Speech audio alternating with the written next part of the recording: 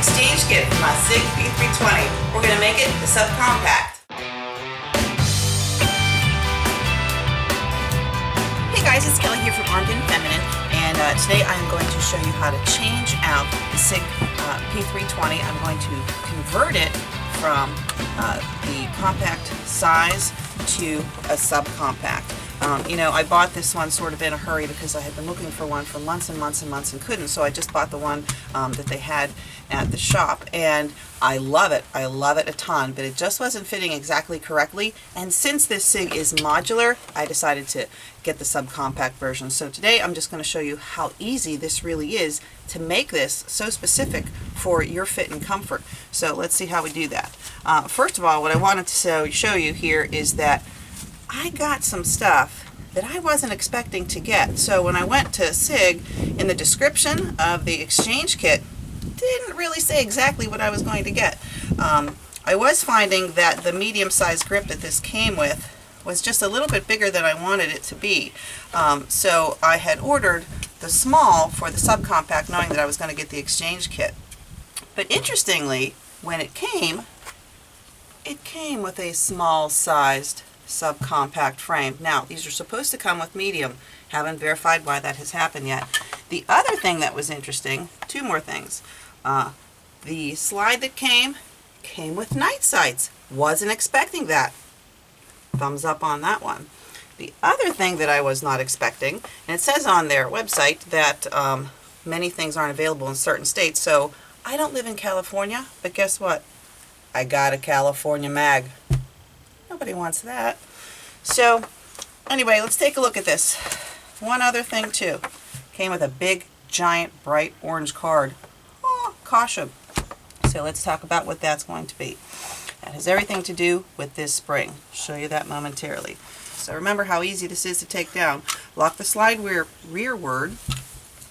Turn the takedown pin all the way clockwise. And remember, no need to push that trigger to remove the slide, and just drop the slide and off it comes. Remove the pin, takedown lever. Now you do not get another one of these, so you have to keep that. And now we're going to actually pull the real gun out. Fairly simple. If you lift up and lift out, here it is. This is our gun right here. That's the gun, just a frame.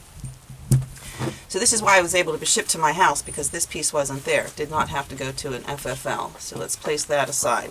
Now, I want to use the pretty earth color that I got, not the black one that came with it. So, nice and simple. The easiest way to do this would be to make sure the trigger goes in first. Snap it down, and then actually move it rearward so that these are lined up right to the back, and give it a push down. Fairly easy to do. Now, tricky part with the takedown lever. With the muzzle facing to your left, we want to jiggle it in. It has the flat part, so if we can line that up. Sorry, it's cold out here. I got the sniffles with the cold. Put it in. I might need my glasses. Here we go. Now, what I really want to show you here, flat side needs to be nice and even on that plane so that the muzzle can slide back on. Now, but before I do that, I want to show you something about the recoil spring. This is what this giant orange card is about. In the smaller subcompact size, you'll notice that this is not a complete circle. It has two flat sides on it, and it says if you don't do this correctly, your gun is going to malfunction and maybe be rendered useless. The rounded parts need to be top and bottom, and the flat parts side to side horizontally. So let me put that back in here and make sure that the round parts are on the top. My hands are so cold. Too bad I don't have gloves.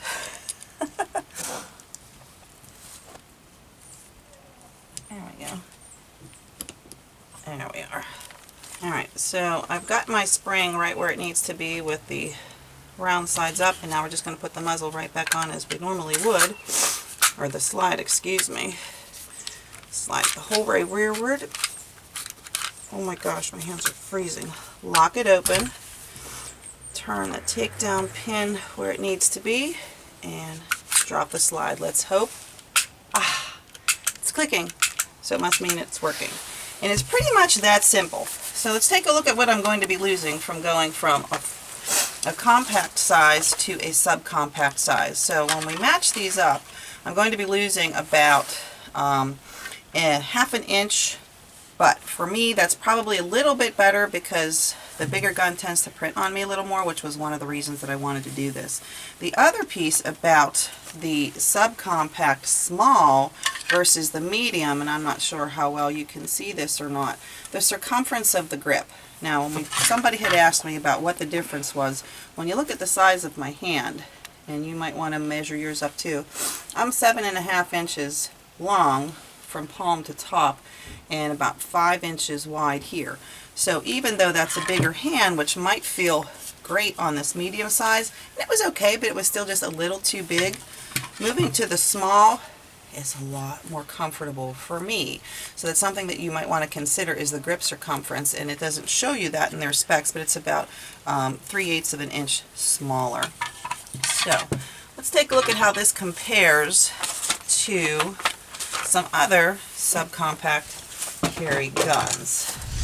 Alrighty, so here we're going to compare some everyday carries that are fairly popular to see just how they compare to one another. So this here is the SIG P320, the Glock 26, the Smith & Wesson M&P 9C, and the Springfield XD. So when we take a look at them, maybe from over top, clearly this one is the smallest in length, which is the XD, and the SIG is still probably the longest, and they fall over like dominoes, but that's okay. We can see a nice comparison here from the length of them, still the biggest. And when we look at the height, if we see from the side, it's also the longest, and it doesn't even have the pinky extension. So if you're somebody who likes a pinky extension, it's not there, but it is longer, so it might still be better. I'm a pinky person and I haven't shot this yet, so we're going to see how I like that. So here goes the maiden shoot of my new subcompact SIG. I'm already missing the pinky. I am a pinky girl, I have to admit that. It's something I have to get used to. So let's see what happens.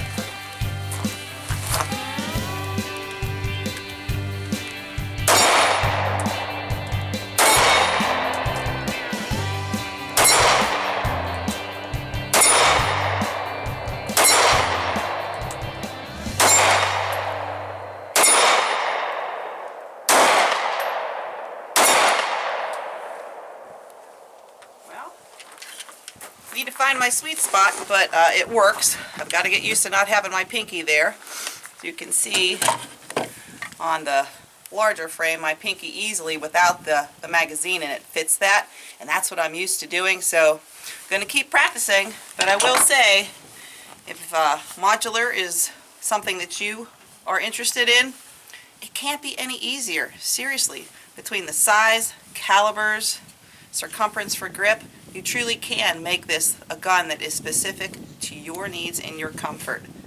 And it still has the sweetest trigger. I think you're going to like it. I'm Kelly from Armed and Feminine. Hit the subscribe button and that little A and F down there. Leave us a comment too. And remember, it's your life. Protect it. And I'm back. Hey guys, with Christmas right around the corner, guess what? I've got lots of nice swag that any gal's gonna love to receive for a present. Go to my website, armedandfeminine.com, hit the shop tab, and you're gonna find lots of really cool stuff that she is going to actually appreciate and not going to want to return. And everything on there makes a swell gift.